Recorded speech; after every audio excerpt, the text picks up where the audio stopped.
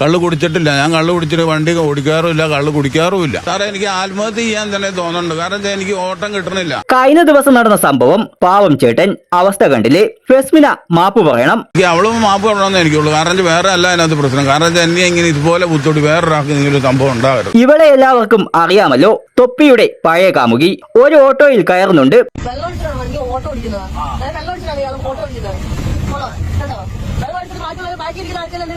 ഈ വീഡിയോയാണ് സോഷ്യൽ മീഡിയയിൽ വൈറലായത്. എന്നാൽ സത്യാവസ്ഥ വ്യക്തമാക്കി ഓട്ടോ ചേട്ടൻ.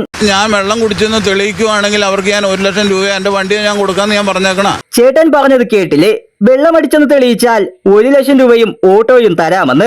ഇതിലും വലിയ തെളിവ് എന്താണ് വേണ്ടത്? ഫുഡ് കഴിക്കാൻ വേണ്ടി സ്ഥലം പറഞ്ഞു കൊടുത്തു, അതറിയില്ല. അപ്പൊ ഞാൻ പറഞ്ഞു സുഡിയോടെ എടുക്കുന്നത്. അപ്പൊ അയാൾ എന്റെ അടുത്ത് പറയാം, സുഡിയോ ഇവിടെ ഇഷ്ടം പോലെ ഉണ്ട് എന്ന് പറഞ്ഞു എന്റെ അടുത്ത്. ഇവിടെയൊന്നും വെറുതെ വിടരുതെന്നാണ് സോഷ്യൽ മീഡിയ പറയുന്നത്. വീഡിയോയിൽ ഫെസ്മിന ഓട്ടോ ഡ്രൈവറോട് തന്നെ സ്റ്റുഡിയോയുടെ സമീപം വിടാൻ പറയുന്നുണ്ട്. എന്നാൽ പാവം ചേട്ടന് സ്റ്റുഡിയോ എന്താണെന്ന് മനസ്സിലായില്ല. ഇപ്പൊ അവരൊരു സ്റ്റുഡിയോയുടെ കാര്യം പറഞ്ഞു, എനിക്ക് അറിയത്തില്ല. ഒരു ഹോട്ടലിന്റെ കാര്യം പറഞ്ഞു, എനിക്ക് അറിയത്തില്ല.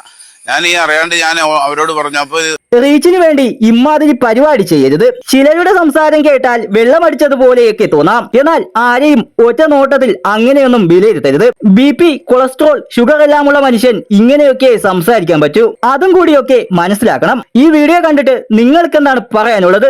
ഇത്തരം സംഭവങ്ങൾ തടയാൻ എന്താണ് ചെയ്യാൻ സാധിക്കുക? വിലയേറിയ കമന്റുകൾ രേഖപ്പെടുത്തുക. എന്നിട്ട് പോലീസ് അന്വേഷിക്കണില്ലേ? ഒരു കാര്യമില്ല.